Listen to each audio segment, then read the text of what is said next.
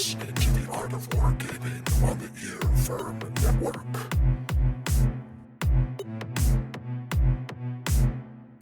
Part 2, Machiavelli.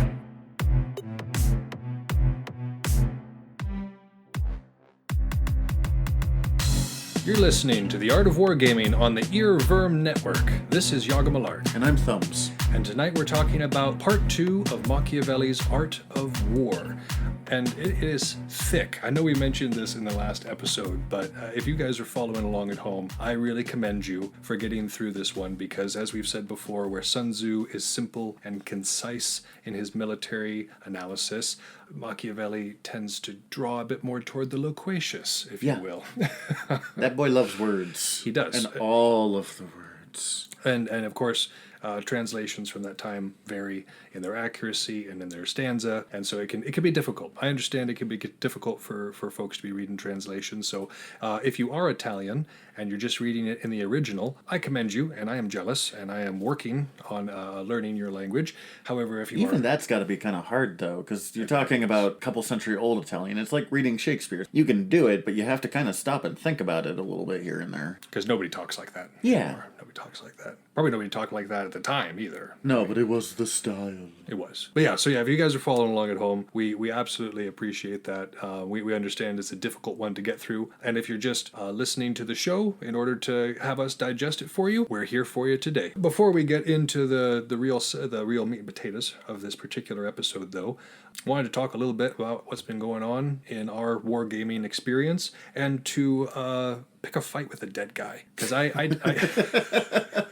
I disagree with some of Machiavelli's analysis in this chapter. And that's simply because I also have to understand, as do we all, that Machiavelli was writing in a time, in a place, in a context that isn't now. And so it's so easy to forget that we are living in a golden age of humanity at the moment, at least when it comes to information access. We have the whole breadth of human experience, the whole breadth of human history at our fingertips with these smartphones that a lot of us have. Yeah, most of my research for everything we do on this, I mean, I have the book, but anything else, like all of the stuff we had on Machiavelli was just finding decent sources online and reading.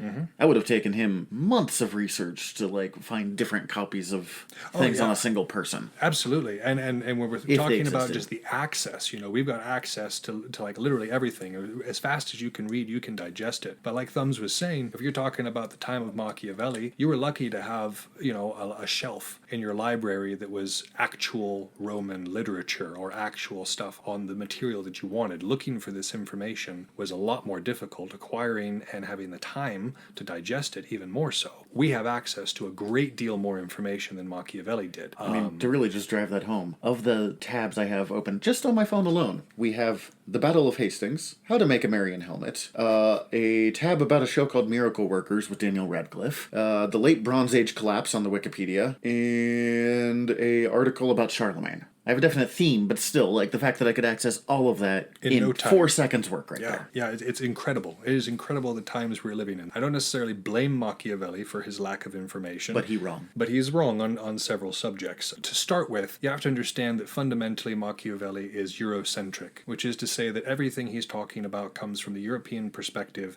and is putting the Europeans at the top of the pack. And part of this is because he knows far more about the Greeks and Romans than he does about, say, the Chinese, the Mongolians, the Indian Empire, the Mali, the Zulu. He doesn't have access to any of that information. The Mongolians weren't that far before this either, so... They really weren't, but they also weren't very well understood. And that's what I mean. We now have The Secret History of the Mongol Empire. We have the book literally titled that. They had these random people that showed up.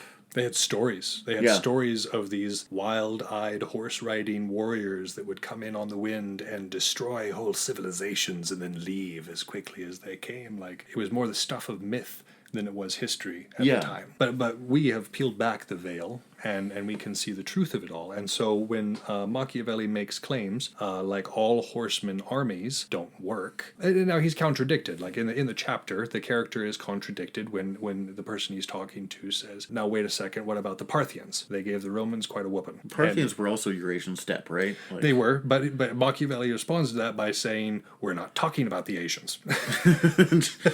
We're talking about Europe. Come on, man, stop disproving me. And so, but in that statement, Machiavelli kind of admits exactly how Eurocentric his analysis is, because he doesn't have access to the records of the Parthians, like how they were able to make a cavalry army that was capable of doing that. He doesn't understand the culture that goes into like a Mongolian setup. Like there's a whole culture behind why the Mongolian horse army worked as well as it did. Yeah. And Europe just didn't have it. Speaking of Eurocentrism, if we're talking about just sheer geography, Europe is not a great place to do a lot of cav, because you have a whole lot of thick woods, you have a whole lot of marshes, rivers, mountains, fjords, channels, like not a very, it's not a place where the horseman would be as supreme. Now, if we're talking about, again, the Eurasian steppe, the Mongolian steppe, the Great Plains of America, these places, wide open, are perfect. Horses, for the you horse have to have lords. horses to survive, basically. Like, even the Mongolians were like, we have to send people back to the steppes every once in a while, because if they're gone for too long, they kind of forget how to be terrifying Mongolian horse archers. Partially, again, because of the culture there, because of the, just like everything was done on the horse,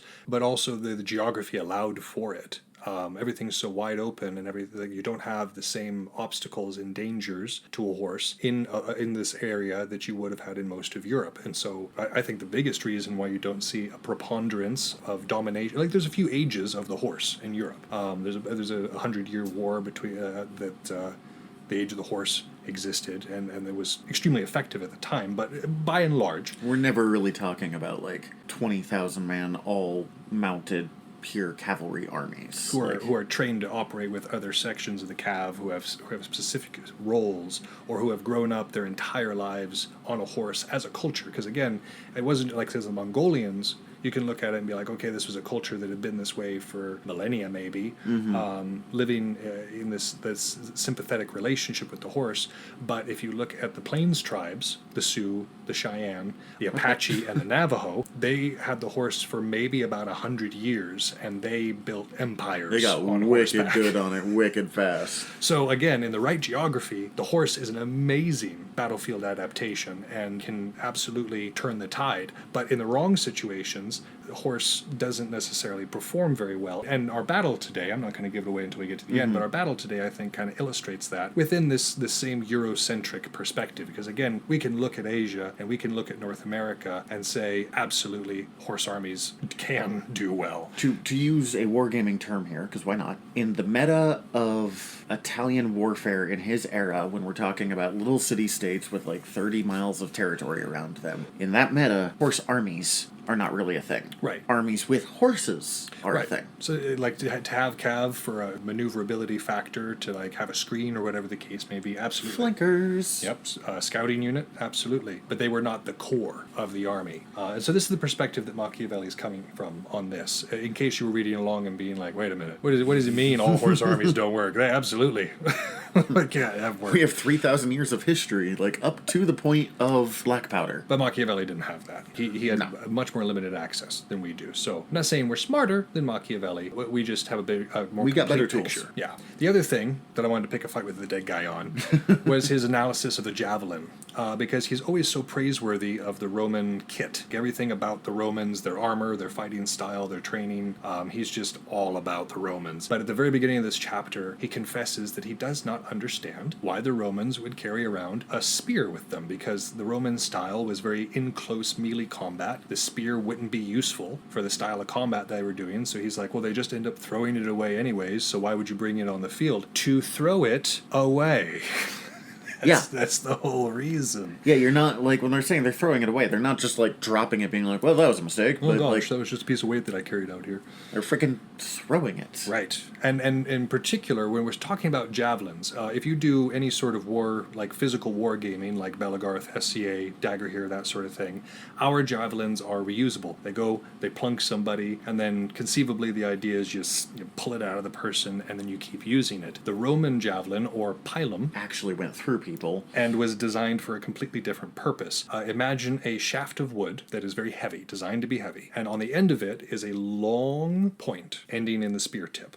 So you got this long, little skinny piece of metal And with it's a a heavy, super fine point at the end, too. super fine point, and then a heavy shaft on it. This is thrown, And the target for them, I mean, you could hit people with it. It was still very effective at like hitting people. But the real point of it was to drive it into your opponent's shields because that slender piece of metal bent. And so what you had was an encumbrance. It came down and made it difficult to use the shield or impossible to continue using the shield. And so the Romans would just throw this wave of javelins or wave of pilum and disable, for lack of a better term. We could be talking about like 1,000 pilums being thrown at that moment too. Like this is large numbers. Yeah, these were, one javelin is fine, but 20 javelins is... I can block one way easier. The others, I'm like, well, I'm not going to block all of these. To give a couple of examples, there's a couple Belagarth units that make heavy use of the pre-melee javelin toss. Think about the EBF or the Urukai, who make a very large effort and habit of carrying javelins onto the field. Again, those javelins don't last past the first 5 seconds of the engagement because they have been thrown. And if they have just been a distraction, fine. Great. They were a distraction. Good distraction. They managed to take a limb, take a life. Cool, even better. But it's effective. At the very least, it stops the momentum of the advancing force. It You got to pause to block in a lot of cases, or even just take your attention off long enough to block. Right, which can open it up for an archer shot, spear shot, whatever the case may be. So the javelin does have a place. It is not a primary offensive weapon, like the way Machiavelli's thinking about this, using it basically as a spear and a shield combo, like he's a thinking hoplite. like Greek phalanx style, like a hoplite type thing. That's not what it's. That wasn't the purpose of it. So I disagree with Machiavelli's analysis here, just because I don't think he understood what that tool was for. Yeah, or maybe he did. He just didn't like the idea of a javelin. I don't know. Maybe he just was an infantry purist. I don't know. I can't talk to him. He's dead, which is why I'm arguing with the dead guy. Also, he speaks a different language. That would be very difficult. Yeah, I don't actually speak, read, or write Middle Italian, so. That would be a difficult conversation. I would hope that he would maybe understand Middle English. Maybe. Probably not. I don't know. I have to ask him. Let's get the seance going on. Got a Ouija board? Send me an Ouija board. That's your area, bud. So yeah, Machiavelli, that's just kind of my little mini fight that I wanted to pick with a dead guy. Otherwise, wargaming has been going very well. This last week, I had 3 games with my Death Guard force. I recently was able to beef them up with 3 Plague Burst Crawlers, Foul Blight Spawn, and Chaos Lord for some more rerolls. Plague Burst Crawlers, that's the tanky things you were showing the tanky me, right? looking things with they're like a siege cannon. Yeah, you showed me that. Yeah, they're sick, and they've been doing work. My first 2 fights were against Eldar. I went against Harlequins and Craftworld, and in both cases did far better than I expected to. I won both games, and that was kind of a surprise. I had kind of expected Eldar to be a challenge with this army, and I mean, it was a challenge. Don't get me wrong. I beat this easy. Both Sue and Juniper played very good games, but the mechanics just seemed to work in my favor. The third game was against the Tyranids, and we ended up having to call it a draw because he had to go to bed so that he could get up for class in the morning. That responsible, it's kind of important, real life stuff. And that was an excellent game too. We had to end at round 3, and I have no idea how that one would have ended if we'd have gone 3 more rounds. It was very, very, very interesting. Which just leads me back to my point that I love playing the Death Guard. They're just a fun list to play. For one thing, the majority of this army that I've built has an invuln of some sort, mostly 5-up invulns, and then everybody has a 5-up Feel No Pain. And an entire army that just shrugs off damage and says, nah, I'm not going to take that. Yeah, there's fun to being a tank. There's a reason I played them in D&D for so many years. Mm-hmm. I hit you for this. Oh, well, I don't care. I just soak it. Nurgle soak. So I've been very much enjoying my Death Guard. If anybody's out there considering doing Death Guard, I highly recommend it, especially after that Hateful Assault, which is the Shock Assault equivalent for Chaos Marines. After that drop, oh my word, my Blightlord Terminators are that flail. Because what the Hateful Assault does is if you're Space Marine or your Chaos Marine in this particular case, or performed a heroic intervention, basically if they entered into melee combat this round, they get a +1 to attack over the whole unit. So they're like, I entered, ha-ha! Yeah, or I was charged, ha-ha! Like that makes them very strong. And adrenaline rush the move. Yeah, and so the Flail of Corruption, anybody who plays Death Guard knows the weapon I'm talking about, but the Flail of Corruption gets basically D3 hit rolls per attack that the unit gets. Nice. So that's another D3 hit rolls with the Flail of Corruption, and the Flail of Corruption is one of like 2 or 3 weapons that the damage bleeds over. Because in most cases, if you've got a unit of 10 dudes, all with 1 wound apiece, and I deal 2 wounds to 1 dude, that extra wound is just lost. It's overkill. Mm-hmm. But with this Flail, it bleeds over, and keeps bleeding over until either the damage has all been dealt, or the unit is dead. So if you're stacking attacks onto that... that gets really OP really quick. So, Death Guard have been really fun. Very much enjoying them. The last thing I wanted to say before we move into the meat and potatoes was I wanted to give a shout out to my apprentice, TF. I brag about all my squares, so you decided it was time to brag about your squares. I'm normally a very quiet kind of guy. I don't necessarily boast about my achievements, and I don't boast necessarily about the achievements of others, but I am very proud of my apprentice TF because he has finally achieved the rank of Primal within the Great Hunt. Yeah, that's a lot of work. And I know I'm saying a lot of gobbledygook at the moment to folks, because if you are not a part of Belagarth and not a part of the Great Hunt, you will not know what a Primal is, and so I'm going to explain that very briefly. 2010, Great Hunt was started, and it is a system within Belagarth of trials that are not unit or realm specific. It is designed to be able to be used by anybody. You described it as an Xbox achievement system when you first made it. Yeah, it kind of plays like an Xbox achievement system for physical fighting, wargaming, and it sort of tracks your achievements. And so you get points for winning tournaments, you get points for passing certain trials. Getting a certain number of kills while injured is a way that you can earn like achievements on it. And so to become a primal, that basically means that you have to not only be a tournament winner in whatever style that you've chosen to specialize in, but you also have to prove that you are able to get high numbers of kills in that style and pass trials that are some of them situated towards your style and some not. So for example, There's a variety of styles that you basically have to do this. most of the trials are 1v4. So to just start off, you're at a disadvantage numerically. And then typically you're at a gear disadvantage as well. There's a couple of rules that might be put into place that make it easier to kill your opponents, but A lot of times the 4 people will be brittle, so like one shot will kill them. so instead of, if an arm shot just taking an arm, it counts as a kill shot. But again, you've got a 4v1 situation occurring, and so the trials are designed to test your limits and test your abilities. So to hit Primal, you basically have to complete what the Great Hunt has to offer, and there's quite a bit to it. If you go, there's a Geddon page for it. If you go to www.geddon.com and look up the Great Hunt, there's 3 whole pages on there written up of lore and the way that these trials work. So it's a rather impressive achievement to hit Primal, and it's one of my requirements for my apprentices. And to get it, one of the challenges once you hit Primal are different kind of lore-based things, and TF, he's good at public speaking, but he has a fear of it. And so at Battle for the Ring, he entered into the Bardic competition and performed a Lakota creation story in the original Lakota and in English. Oh, I didn't know he did it in both languages. That's super cool. I got to do that at one point, and oddly, considering the number of podcasts that I do, I really am not looking forward to like performing in front of people. There is a difference between a podcast and a performance, because here, the only people in this room are you and I. But when you're up on stage and you're looking down that microphone at all those faces looking at you, It's a little scary. it can be a little scary. So I commend him for looking his fear in the face and conquering it. I commend him for all of his effort in reaching where he has been, and I wanted to give him big ups tonight. I was actually going to talk about just similar telling wargaming stories. 2 attempts to do the Trial of Water from this. Right. Trial of Water is a bridge battle by a 10-foot by 20-foot bridge. Yep. It's you and one partner versus 3 people, and it is so wide. And you just have to get across. You can either kill all 3 people and get across, or you can just get across. Right. And it is interesting how wildly variable it is to watch people accomplish these achievements. Because I said 2 people accomplished it in completely different fights. Sure. First one was Wug. He was using his pole arm. He's kind of a little guy, but he loves swinging a big old pole. Right. With Roar, who is a very aggressive front fighter with a big shield, versus 2 shield men and Grizzly, who swings a glaive like nobody's business. And they just barely got through. They would have died if they had 1 step further to go on attempt number 5. But they managed to make it By 1 step. beautiful. But then the next time, Roar went and got Grizz to be his polearm, his assistant guy, and was able to use that and hit in just the right way, and he just basically walked across. No difficulty whatsoever, and he's like, oh, that's really easy. I'm like, oh, you are so lucky that, like, everything landed right how it did. And that's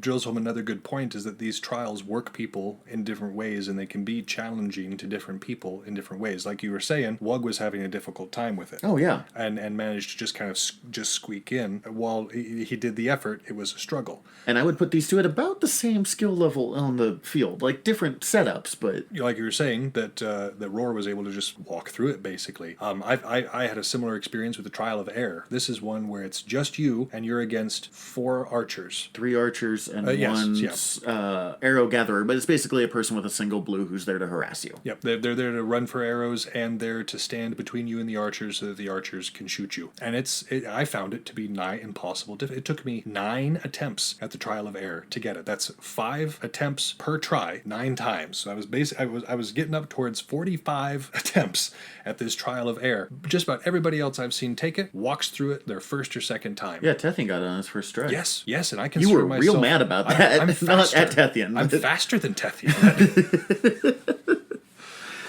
But yeah, so it was one of those trials that I really struggled. I walked through metal, I walked through fire, I walked through air. Those were ones that were very easy to me. Or I walked through, I said fire, Branch. metal, and yeah, most of the other ones were very easy to me. Branch and air gave me the most issues. Whereas Talon, one of the fellas I know from over in Dur Marion, he made it look easy. He made it like I was sitting there looking at it, being like, I needed to design this one harder because he just was floating around the field.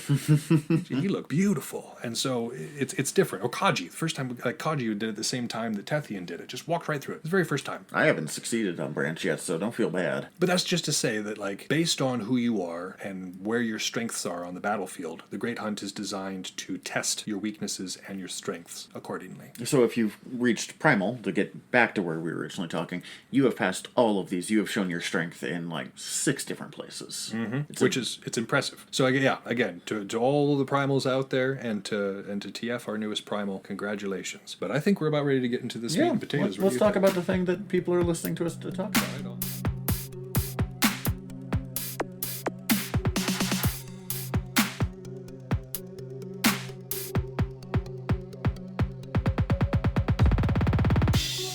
We're going to jump into part 2 of Machiavelli. So one of the major themes for this chapter, apart from just hating on cavalry, is arming your force and the best way to go about arming your force. And by arming your force, I mean which equipment specifically you choose to arm them with. And the big examples that he was comparing in this chapter were between what he calls the Roman style versus the Greek or German style. So again, you have to understand what was happening at his time to understand why it was called the German style. If we think German style right now, we're like Panzer tanks. And, The Wehrmacht? no, that's the German style we're talking about.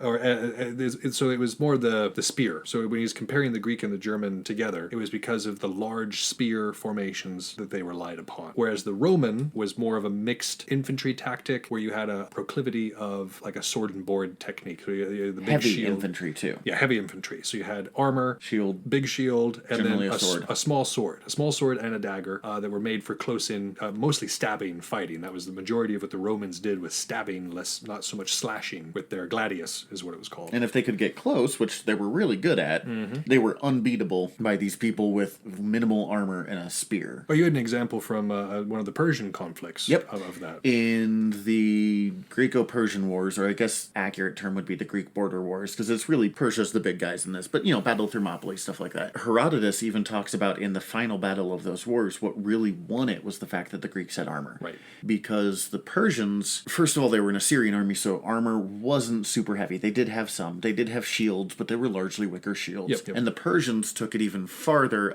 they were running up to 80% of their armies with bow. Right. They could send 100,000 arrows at you in the space of not very long at all. And against lightly armored nations or armies, that's You were dead. devastating. Yeah. There was nothing. If you have a 10,000 man army facing a 15,000, or just, we'll say 10,000 again, and they're firing 5 arrows a minute, which is slow, that's 50,000 arrows in a minute. If you have to get across to get to them, that is devastating. But if you have... Our arrows will block out the sun. Yeah, but if you have full armor, or partial armor even, and a big shield, that's what 300 bothered me. They heroically nude was not really so much of a thing.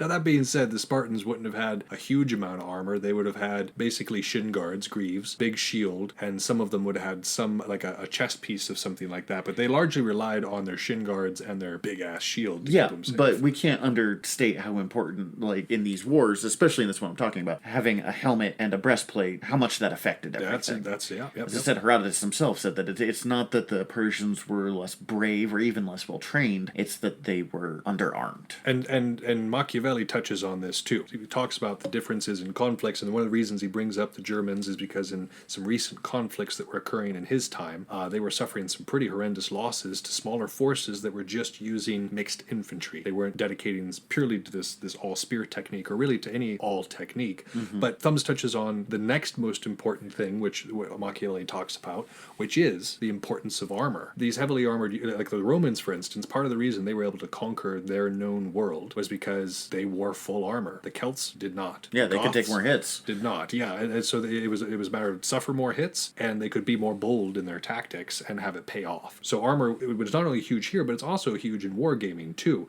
When we talk about armor in Belegarth, it's very literal, because we can wear armor, and units that have more armor tend to do better in larger battles. Take recent battles with the EBF, where they have been using a lot more armor in their more recent kits, and some of the Uruk-hai from 5 years ago had a very similar policy of almost requiring their members to have armor. I know that all the ranking people had armor. Yeah, to reach a certain rank, you had to have a full kit of armor. It's why I got my very first set of armor, was to be able to make Ravager. Oh, I remember that armored Pope hat you made. It was bad. It was bad armor, but it counted. It counted. It was better than no armor. Actually, no, it wasn't. I made it so poorly that it cut into my armpits and it was basically unwearable. The armor you made me is so much better. I did not invent that pattern. But it's good. Yeah, you put it together good. So armor's huge, because you see the success that the Uruk-hai had when they were out practicing this tactic, and you see the success that the EBF have now. I know the BOF also make a fairly decent show of wearing armor. Even the Romans from the northeast, yeah, I see you guys, they're a fully armored unit as well. Now they do more dagger here, but you can see the effectiveness of these units on the fields. True, they sacrifice some mobility for this, but that protection that it affords them, within our rules, armor is even fairly weak, because it just blocks one shot and then it's gone. You can make one mistake. But like a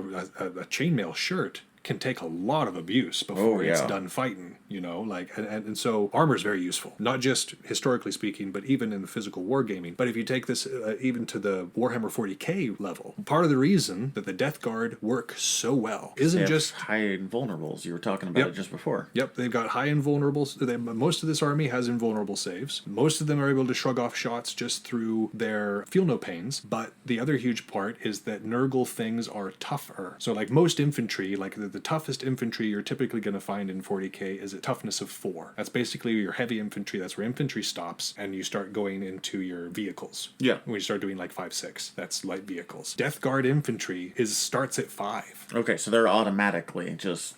So light arms, far less effective against them. Any sort of melee attack that relies on them being roughly the same, like the Death Guard have a clear advantage. It's like getting into a fist fight with a guy that weighs 100 pounds more than you. Right. He may not be the quickest, but he doesn't necessarily I only got to have hit you once. Yeah. So it's the same kind of idea here. It's a worthwhile sacrifice when you're talking about a large scale. Now, individual units, individual people might like to forsake the armor in order to get more mobility. I know I did when I was younger. I swore I would never own armor because it cut down on my speed and my mobility. But as I've gotten older and more sensitive to being smacked... I am good. I am not the best. Armor lets me be more competitive with people, so especially on a bigger field, I'm more likely to use it. Don't use it a ton. Our game is such a speed-based game, honestly. And especially in that way, armor makes a huge difference when it's coming down to who landed the first shot, and did they do it like while the other one was in motion. If one person is wearing armor and both people throw kidney wraps, only one person's walking away from that fight. Yeah. And it's the person who was wearing armor. I know when I first got my kit, it was really frustrating for TF because he wasn't wearing a lot of armor at that time, and we were very evenly matched. He probably has me beat right now because he definitely has the physical healthiness above me at the moment. But at that time, we were very evenly matched. When I put that armor on, I started winning just about every single time, because before that, it had come down to a Western-style draw. Who got the shot off first? You and I did that for a long time, too. And then we both got armor, and we're like, oh, no. Crap, we got to figure out how to do this I have different. to learn. So armor ups your game. It shouldn't make you lazy, though. Don't rely on your armor to get you wins. Yeah, it's only going to take you so far. But it is a tool. It is a tool that can absolutely be used. In 40k, where you have better toughness or better armor saves, and also in Bell with literal armor. The other main huge idea, like we already touched on this, but it's the idea of a mixed unit or mixed arms. And within Belegarth, this looks largely like half of the group using sword and board, a quarter of them using pole arms of some sort, either spears, reds, glaives, whatever. And then a couple of archers. And then a quarter of them are as archers. Yep. And that composition seems to do extremely well on the Belagarth field. And there's a reason for that. It's classically one of the best ways to do things. Napoleon, as we've already touched upon, enjoyed his units being self-contained. Everything that needed to was all in the one company or all inside the one battalion. And kind of the same thing here. If you've got mixed arms and everybody is supporting one another, it's far more effective at what you're doing rather than just doing all spears. Because the problem with all spears is if somebody gets close, all spears is great. Like since Gelf is such a heavy support weapon unit, there's a lot of spears and there's a lot of archers, and it's scary to fight. It's really good. But if you can get too close to us, or if you have enough archers that you can really start to pick us off, because we don't have, when there's that many polearms, you don't have a great archer defense. Right. It gets really it can turn on you really fast. Or if you go against a very effective, primarily sword and board unit, yeah, that can be nasty. If they know what they're doing, again, if they stay at range and let you hack their shields apart and let you stab them, then you're going to be very effective. But if they're using Roman style, then that gets a lot scarier. It's a lot scarier. Absolutely. I mean, it's why the Greeks couldn't compete against the Romans. True. At the end of the day. Like, they did well, but the moment they had to turn left, the Greeks were like, oh, no. Well, the Legion, like you said, the Legion was just so much more maneuverable and so much more flexible than a phalanx. The mixed arms is a very good idea. And again, it's the same idea in 40k as well. You want a good mixture. Like, primarily you want infantry, because infantry are the ones who can go and grab and secure objectives, threaten, get your board control. That's where you're going to be getting most of your points. But you have to remember that you need your long range stuff, your archers, and your mobility factor, which would be either your cav or your polearms in what we're talking about. And so having that mixed force, because pure infantry forces don't tend to do well, they get shot apart. All tank forces don't have the manpower to take the field. So a mixture is the best kind of army in all cases. And then a kind of side note, and this is specifically for Belagarth, but Machiavelli gives very specific advice to those who use spears, halberds, glaives, polearms of any kind, which is have a sidearm, because that distance thing we're talking about, once they close, you become completely ineffective. But he says that can be remedied by having a dagger or a short sword on your person, so that when they close, you can be a more effective. You spend a lot of time using polearms, Thumbs. Yeah, I'm sorry, I don't use a sidearm a lot anymore. Machiavelli would be disappointed. And I pay for it anytime anyone gets within 5 feet. Right. I have to run. Wug, who I already mentioned, who comes up a lot because he's a pretty good spearman, uses a close range weapon, and if you get close, he just throws himself at you with his tiny little thing, and he gets half his kills that way. And that's how I used to get most of my kills when I was spearing. The main reason I don't use it anymore is I need to make a new one with a handle that is a little thinner so I can hold it with my spear a little better. Fair enough. Because I haven't found scabbards that work super well for Belagarth, or frogs or clips or anything. You know, I got some frogs from Gorg the blacksmith that I like a lot. Oh, those the PVC ones? Yeah. I've seen a couple of them break. Mine haven't. But that's great. I fell that's directly awesome. on them, and they're fine. So if you want to borrow one, is what I'm saying. I'll give it a shot, because that's the biggest problem I have, is everyone gets close, I am just done. Free advertising for Gorg the blacksmith. He makes those $30 sword frogs, and I love them. Yes, he does. I'm absolutely willing to boost you right here, sir. He does make very good stuff. I'm not insulting Gorg by saying the fact that I saw a few from break.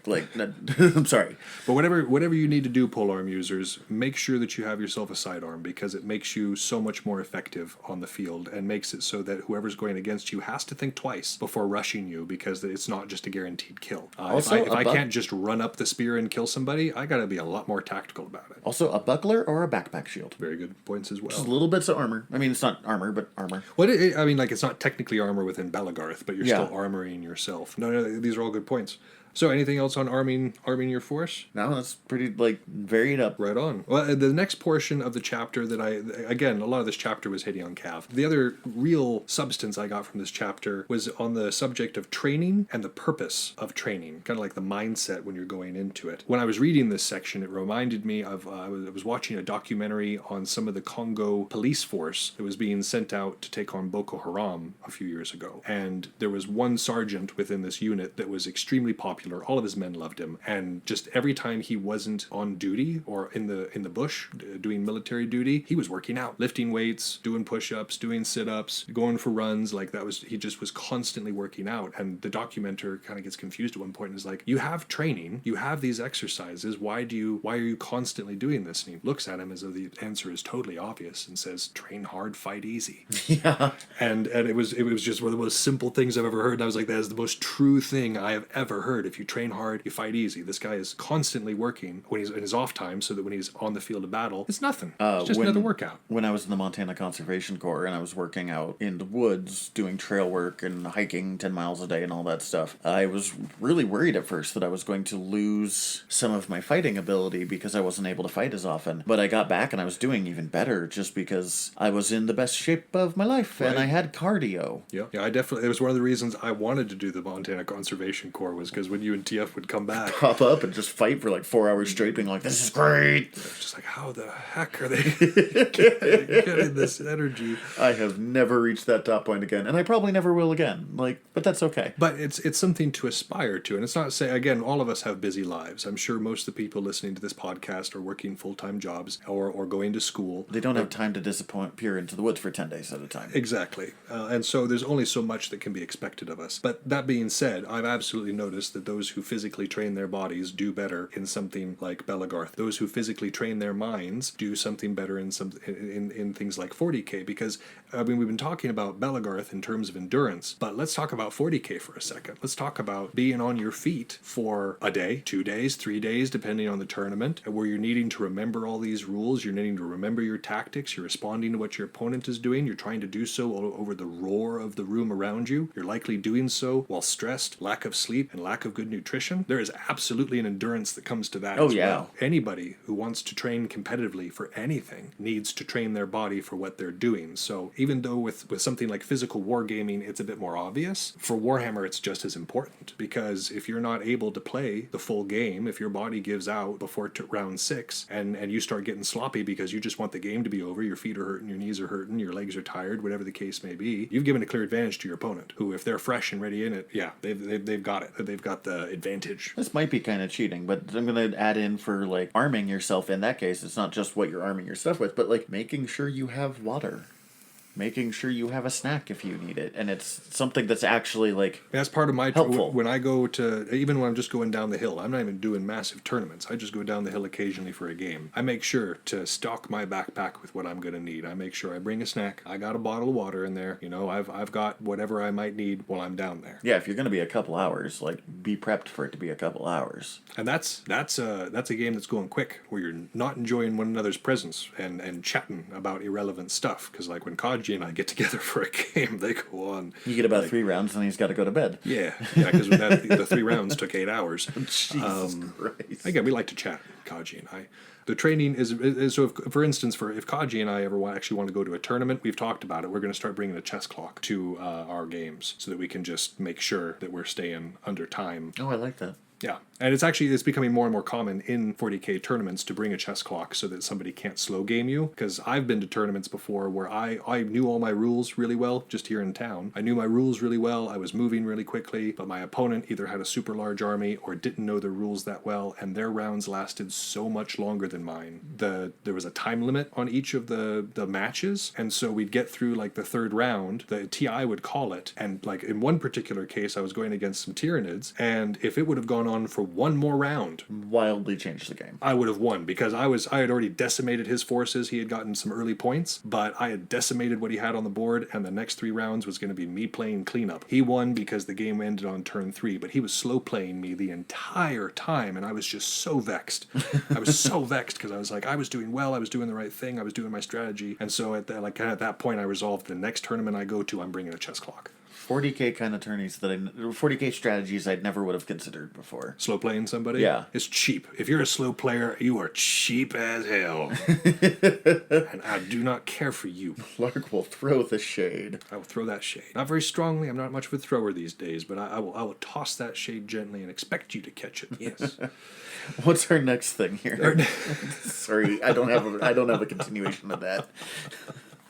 So it says, Machiavelli specifically says, without training, even the best armed soldiers are useless. And that's absolutely true. You can have the best gear on the field, but if you don't know how to use it effectively, it's really not going to serve you that well. And so what is the purpose of training? I mean, that seems kind of obvious, but let's really break it down and dissect it like Machiavelli does. The purposes of training are threefold. The first one, and this is the obvious one, is to harden the body, accustom it to endure hardship, to act faster, and with more dexterity. So this is where all your physical training comes in. The next one is to teach it the use of arms. So actually how to use your sword, actually how to use your spear, how to hit your target with a bow and arrow. And then the third one is the observance of orders in marching, fighting, and in camping. So this is making sure, because again, Machiavelli in this goes through some tiresome details on how to organize a unit to turn together and to transition from column marching to being a wider fanned formation for like a battle. These things are not necessarily important for what we're doing because we don't have the numbers that Machiavelli was talking about. I mean, the smallest sized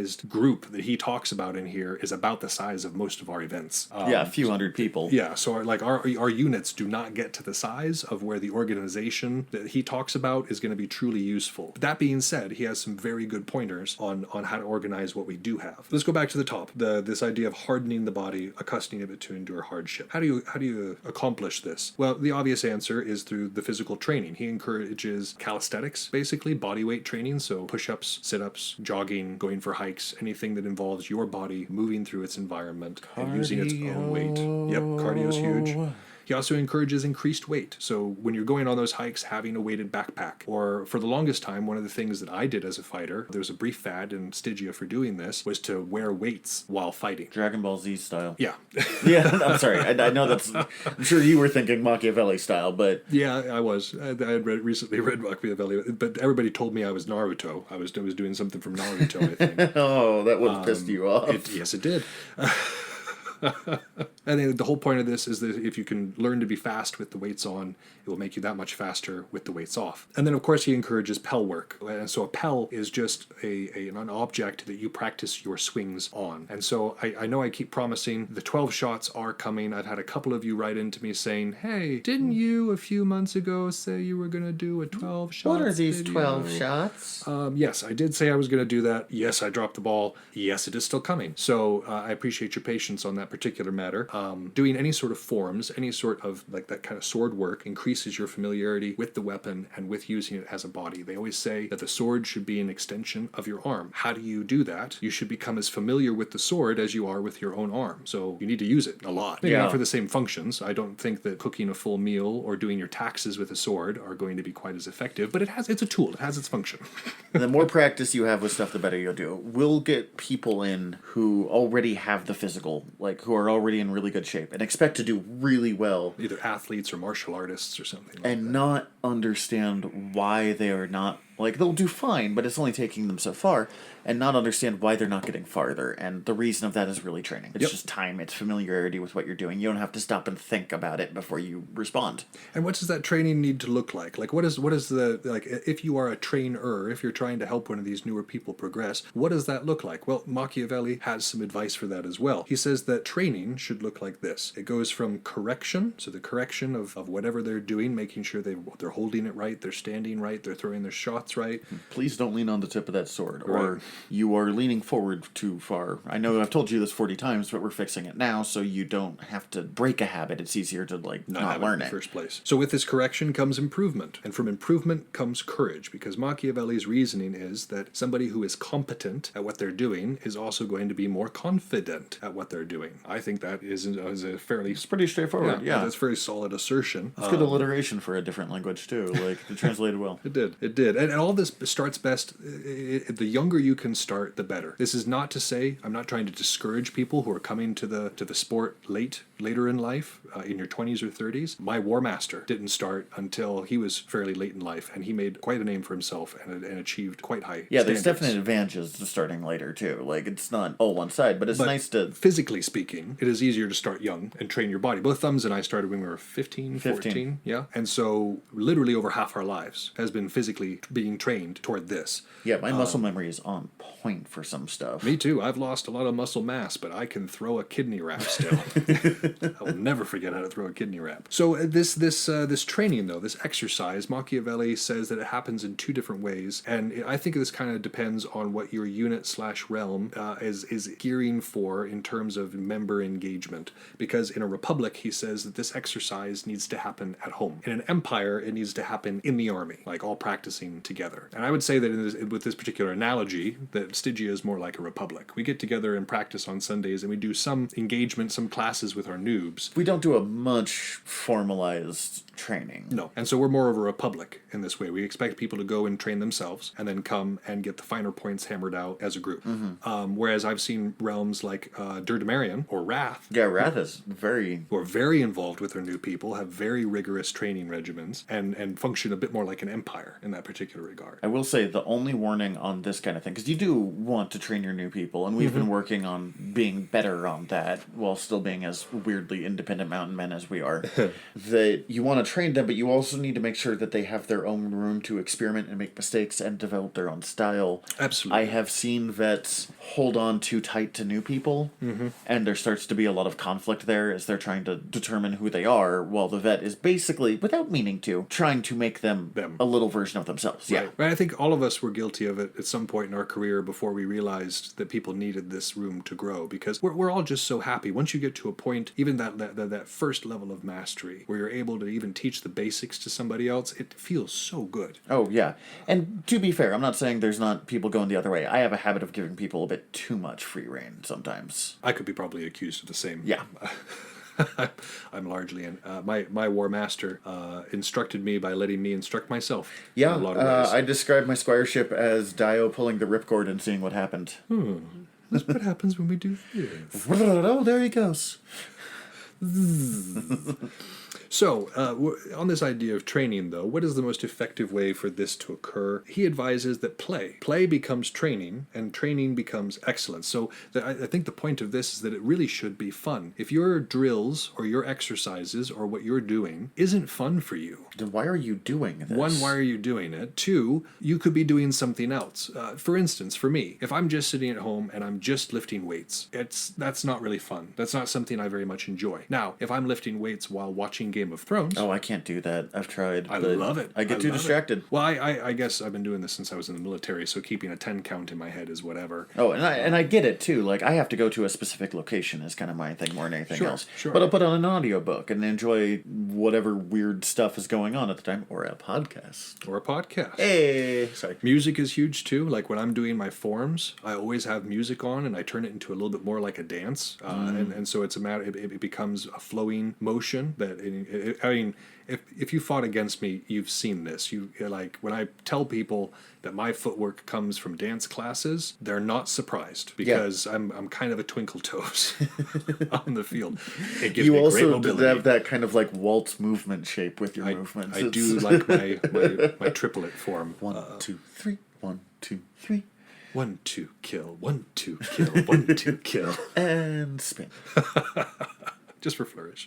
But whatever, it's like what I say, we're sitting here laughing, we're sitting here talking about the things that we enjoy to do. So whatever it is that motivates you, whatever it is that makes this fun, if you're one of those people that loves to go on a run while you're listening to a podcast or listening to some music or whatever, then that's where it is. That's where your zone is. And that's cool. That's awesome. Because play should become your training. Yeah, if you're not having fun, you're getting distracted by how you're not having fun as Right. opposed to just getting stuff done. You can't get in your own way on this. If you want to achieve excellence, this is a huge part of it, because otherwise you burn out. I mean, I've been doing the same 12 shots. There's that tease again. Those 12 shots. I think Sumatai taught me those my first year. Yeah, it's been 15-ish years. Of me doing the same moves every day. I do these every day. Even when I'm not fighting heavily, I do my forms every day. And I have not gotten bored of it yet. And that is because I chose a way of doing it that I like. That's impressive. It's good for me. And so, yeah, I just encourage you to find what that is. It might not be dancing in your living room while your cat looks at you like a lunatic. That might not be your way. But it's worth a shot, I think.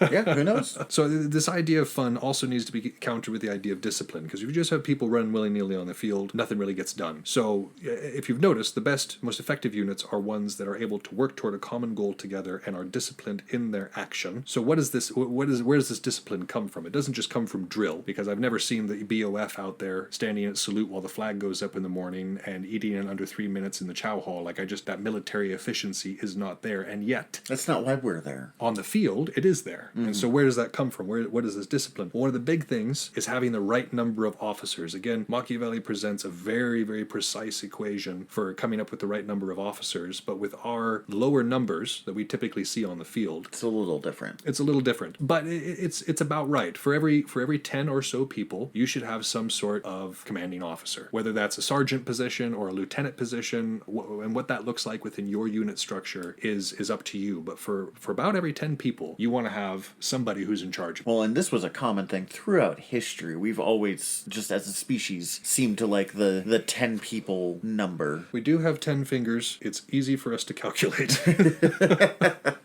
You don't have to go to the toes. Because you're wearing shoes. Nobody wants to see the toes, thumbs. Toes, thumbs? I wouldn't want to see the... Oh, toe, that would be Toe gross. thumbs. Ooh. Ooh.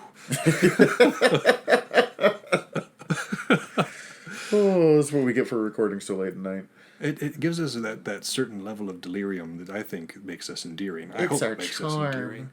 So yeah, the right number of officers, and this looks different for every unit. Within the Dark Angels, we don't technically have any officers. Yeah, and we that's don't because everybody is an officer at whatever time they choose to be in charge. So that's a little bit different, but we're also smaller. We only have, I think, 35 people in the Dark Angels, so we're able to, we all know each other a little bit better and can operate off of that faction. If you've got more people who are spread out over a larger area, It's again, much more important. much more important. And then, of course, the soldiers knowing what to do and when to do it. Now, this comes from running scenarios. You can either do this at practice, just through the scenarios naturally arising, or through something like the Great Hunt. Part of the reason that I wanted to explain that long, onerous section at the beginning was because those are scenarios that person can run to get better at those specific things. Trial of Fire helps you get better at killing quickly. The Trial of Metal helps you kill while also protecting your ass. So the Great Hunt, these are all outnumbered, which are things you try to avoid, but it's good to practice fighting outnumbered. So whatever you need to do, whether it's using the Great Hunt or using some scenarios that your unit or realm comes up with, to train people in recognizing different situations and the right way to act in that situation. Again, every unit's going to have a different SOP, standard operating procedure, for this particular idea, but it's good that everybody's on the same page. This helps you practice moving together, which is very important, because if you don't know how to move together,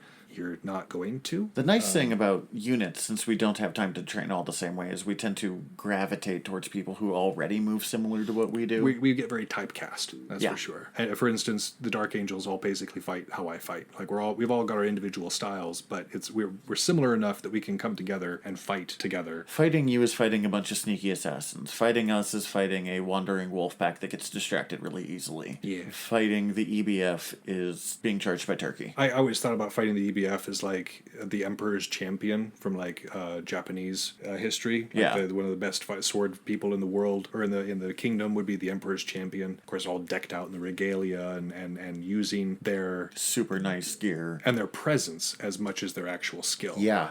So they're definitely or with the BOF. I don't think it'd be much of a stretch to refer to them as an Irish fraternity, and I mean that with love. If you guys are listening, I absolutely love my Irish fraternity cousins, and I enjoy coming and drinking Jameson in your camp and then going to bed in my camp. Yeah. That's why I camp at the edge of Gelf Camp. Yeah, I'm always a quiet. Like, even with, like, the Dark Angels have been like, oh, we're going to camp with the Uruk-hai at Chaos Wars. And I'm like, you're going to camp with the Uruk-hai at Chaos Wars. I'm going to camp over with the old people. I'm gonna go to a hotel.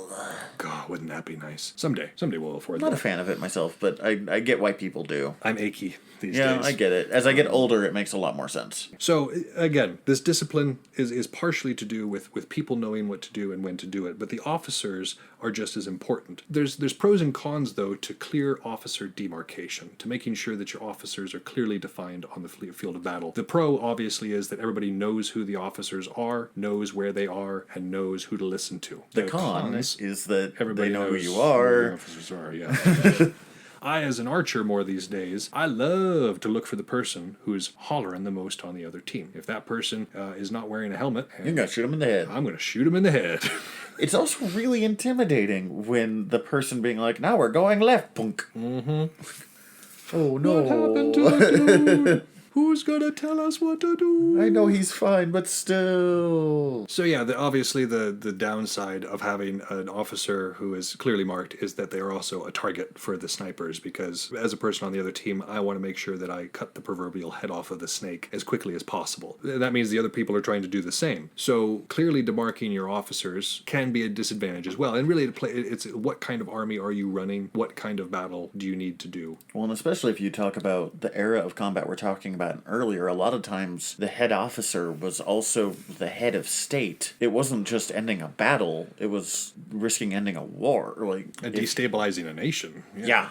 Yeah, so again, and this, in the battle we talk about, we're going to see a pro of clear officer demarcation, also a con. Clear officer demarcation. Along the same idea, though, and this is the last point we have for this idea of training and the purposes of training, is just the idea of including a standard or a large flag, basically, in your unit formation. I've seen this done. Some people have somebody who carries it, like a literal standard bearer who is carrying their flag, and some people put it on their backs. I've seen the Eastern Urukai and some of the Horde put like a samurai style like flag on their back to kind of mark where they are. I put it on my spear. Yep, on the spear works wherever it can be seen clearly, because that flag, when up in the air, is a rallying point for the whole team, because we all know that the best battle plan goes to absolute crap after it meets the enemy. That means people get split up, people end up on different parts of the field from the other parts of your team, and it is like with all that color... Forming up is essential, like reforming. And it can be hard. It can be hard to figure out where to do so, but a standard provides a clear, marked point where everybody can gather and kind of proceed from there. So it's worth considering. I know, again, with the Dark Angels, with our style, I don't think it would necessarily work. That would be... Don't notice us as we hang out on the edge of the field. Oh, crap. I've got this giant flag, but don't look over here. I've detected a flaw in the plan. Whereas, like, I've seen the BOF do it, and it works to great advantage because of the way that they fight. Par had this gigantic Imperium flag that was just sexy. Yeah, I love that. I know. A little mixing of the two. The BOF? Really? I know. So I think that's what I've got for training and the purposes thereof, and kind of for this chapter. Did you have anything else you wanted to... It's pretty straightforward. It's this one translates really well into Belagarth because it lets us talk about different styles and the stuff that I'm good at with it, like making sure people have their gear. Yeah. No, I'm really enjoying this read with Machiavelli. But the points that we talked about are going to play very well as we transition into the Battle of Hastings.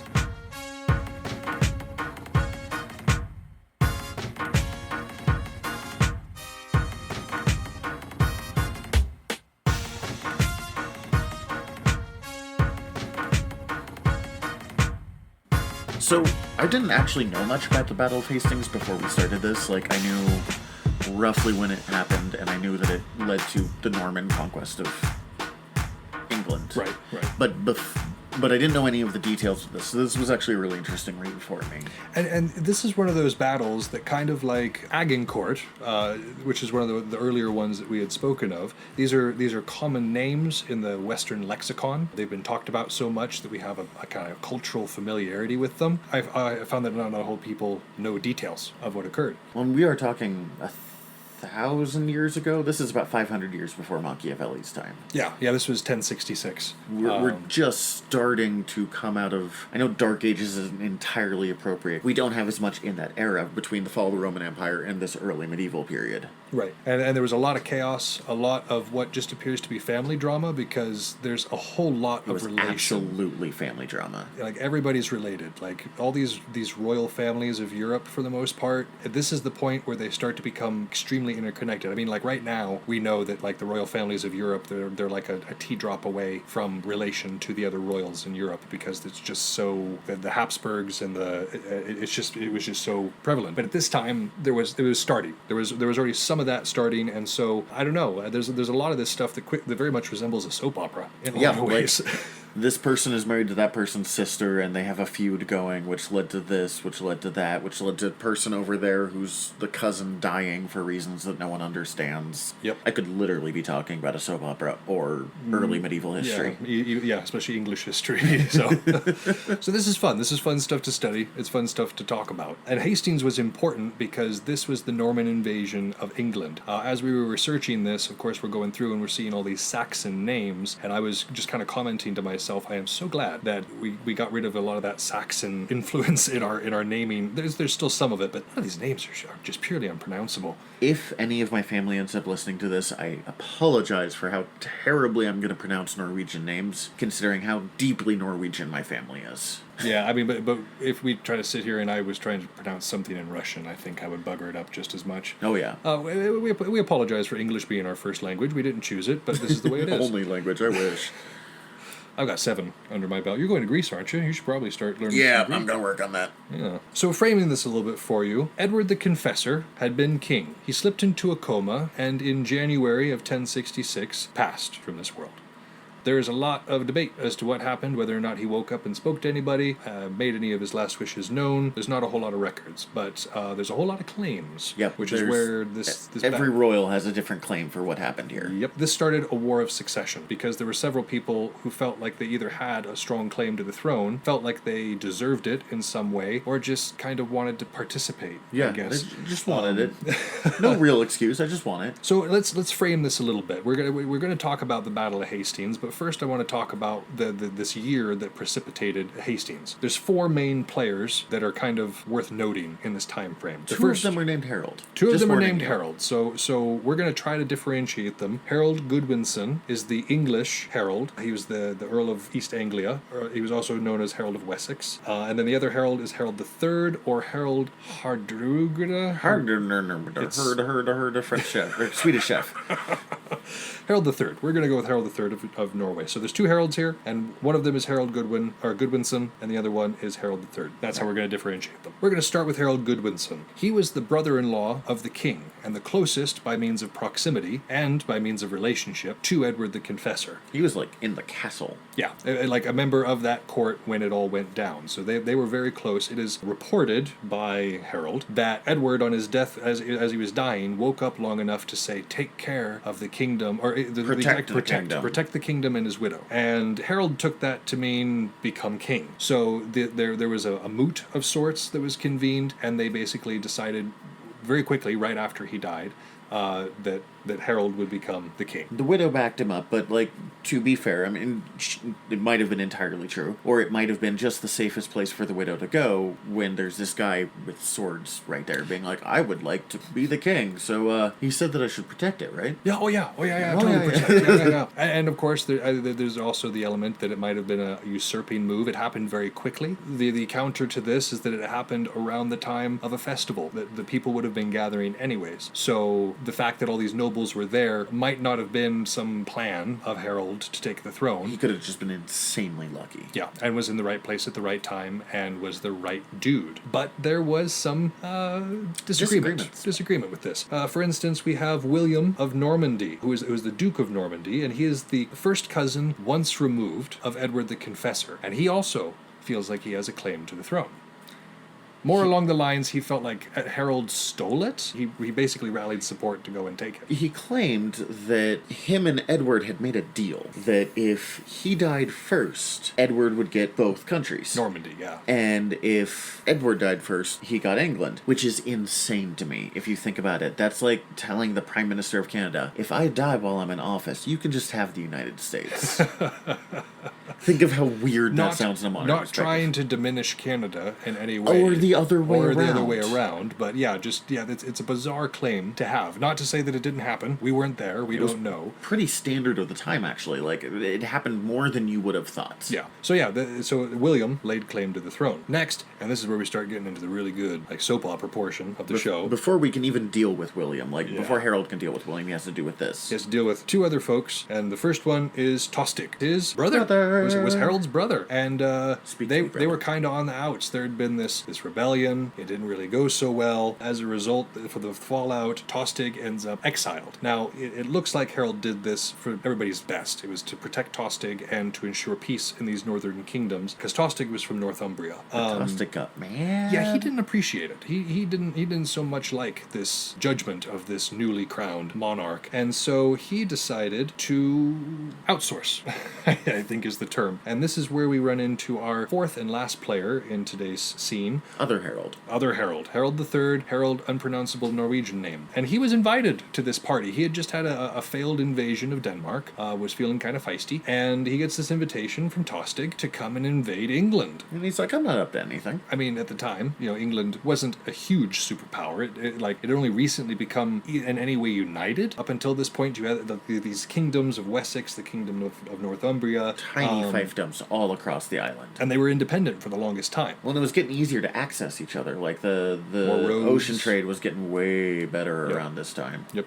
And so the unification was occurring up until this point. Let's be honest, the Vikings had been kind of walking all over the United Kingdom. And so they came kind of expecting some of the same. Fortunately, a few too many Vikings had started to settle by that point in England. That too. And again, they were getting wise to the tricks. So what we had here was just a hot seat for Harold Goodwinson to be in, because he's freshly crowned king, and not only one but two armies are invading, and not from the same direction. One's coming from the north and one's coming from the south, because William very blatantly declared he was going to come over and do something about this. The way troops were set up at the time too was just based off how much land you had. Like for every 5 miles of land, you had to supply a person to the army or something. Right. But that meant that you were literally getting troops from every part of this island, which is not a small island. No. Particularly if you don't have vehicles. Right. Or motorized vehicles. Right. So getting the whole army to one place is insanely difficult. And so he kind of had to gather it as he went in both directions. He had a more complete army as he went north, and the first encounters were against the Norwegians and his brother Tostig. One thought on talking about gathering armies and stuff like this. Yep, you do. Numbers for ancient battles, when you're looking up how many were at the battle, are wildly different across what era. Right. Contemporary sources tend to make them way bigger than we think they actually were, because it sounded more impressive. You see how I beat this army of 100,000 people, and people are like, you don't have 100,000 people in your country.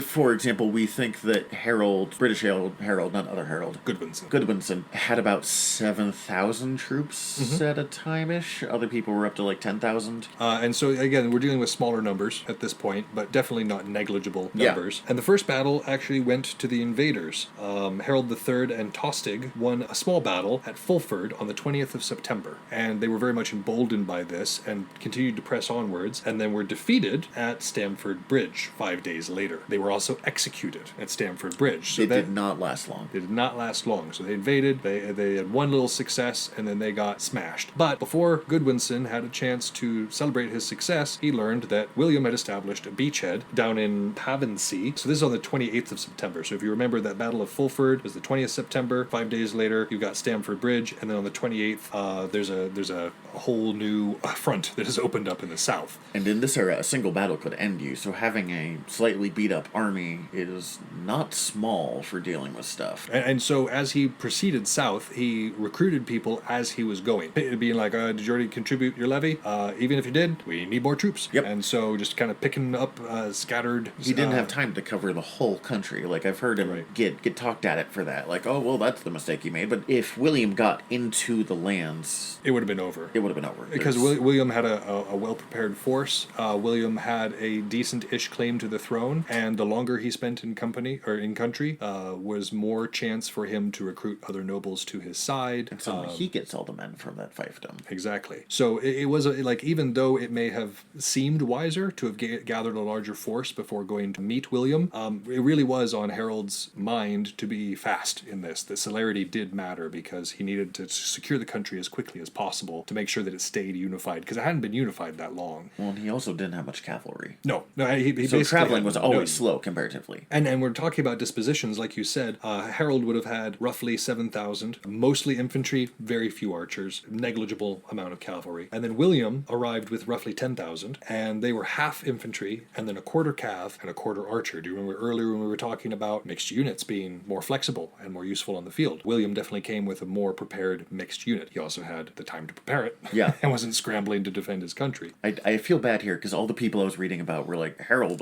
made these terrible decisions. They're like, Harold did not have a lot going for him with this. It didn't have a whole lot of good decisions to make. In Warhammer 40k, we often talk about trying to leave your opponent with no good options. William did a pretty good job. I don't know if he timed it specifically for this, because it did take him a while to get his ships and army together to get across, but the timing seems to be perfect in order to just kind of throw Harold off a little bit. So they meet about 7 miles outside of what is now the English town of Hastings, and Harold takes a strong position at the top of a hill. This battle lasted all day. We're talking 9 in the morning till dusk of hard fighting. And what time of year did you say this was? October. October? This was, the 14th of October. You're still talking 12 plus hours, though. Yeah, which is, it's a long time, a lot of it in the dark or in dim light, and it was difficult fighting because William kept trying to shake Harold off of this charge after charge after charge, and Harold just did not seem to be moved. He was using these infantry really tightly together, and even the cav. It was good strategy. It was very good strategy, and it was using the infantry for exactly what they're for, which is a strong defensive position. If you've got shieldmen who are good at sticking together and not getting picked off, they can defend against a lot. I mean, that's like the core of a good army right there. Well, and also the uphill, because like the archers were trying to, a big part of William's strategy was to use his archers in heavy duty. Right.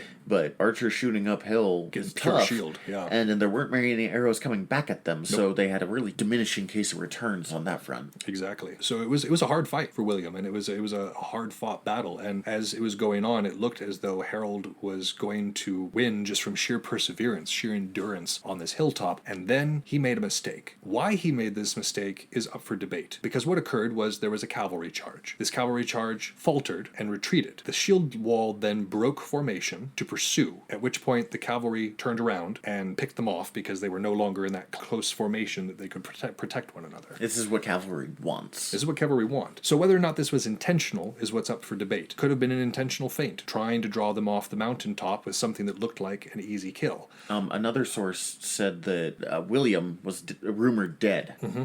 And so everyone's like, well, he's dead. We're not really doing this for a reason anymore. Time to get out. And William had to go like riding through his army being like, hello, please no. See me? Do you see me? I'm here. Turn it around, guys.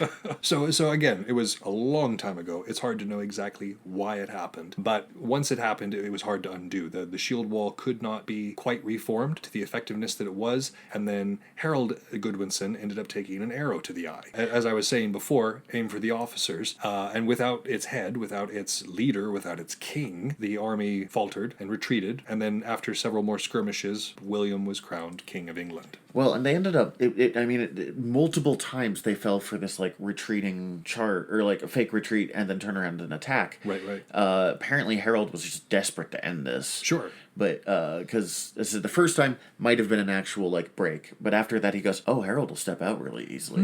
He'll walk 4 steps too far out and pay for it. I can provoke him. And so but I thought in this instance, you saw a really good example of how European cavalry was useful and then wasn't useful. Because like we said, this analysis fails to take into account the effectiveness of like Sioux, Apache, Mongolian cavalry, which were all incredibly effective. But those cultures weren't the ones at hand here. You had English cavalry who were the ones participating in this battle. And so their training, they were very good at picking off small groups, wolf packing, basically, to maximize their speed to take on their opponents. A heavily fortified group that was all working together, not so much. They just lacked the gear and the training to break that wall. But wolf packing, that was exactly what they trained to do. That was exactly what their purpose was.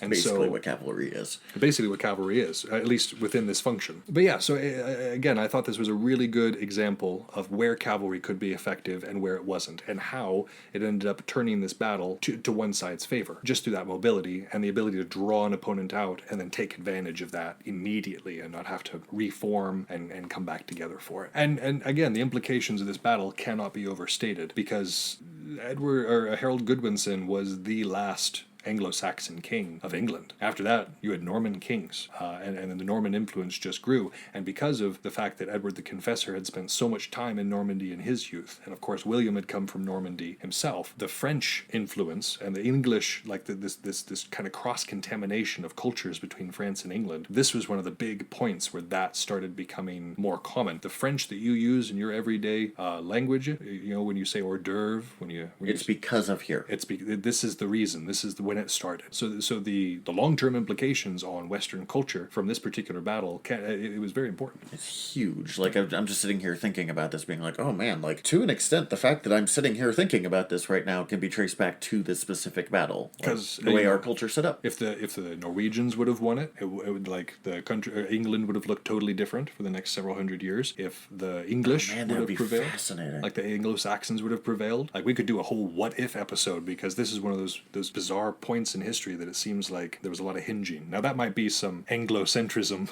on my part, but yeah, again, this is one of those. I'm glad we studied this one, because like you said, like we spoke in the beginning, it's one of those battles that a lot of people have heard of. It's one of those battles that a lot of people understand that it was important, but they don't necessarily understand why or what exactly took place. And there's so many people in it that, like, the moment you try to explain it, if you don't sit down and read it, you're just like, oh god, the heralds, the War of the Heralds. Netflix, if you're listening, I would watch this show. I'm just putting that out there. Oh yeah, this would be great. This is good drama right here.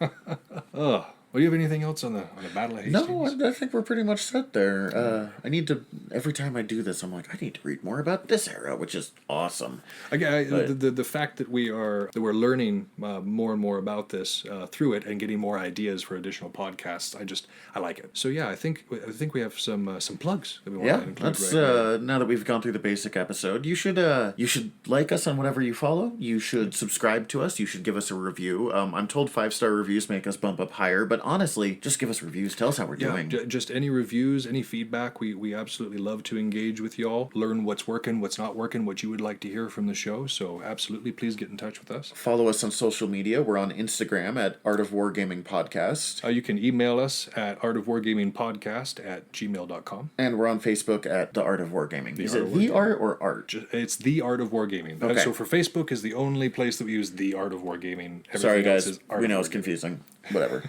We are here on the Earworm Network, which is, we are one of 3 shows. You can also, if you enjoyed this, listen to me at General Nerdery, or the other show, Fried Squirms, which reviews horror movies. You can find all of this at earworm.com, including The Art of Wargaming.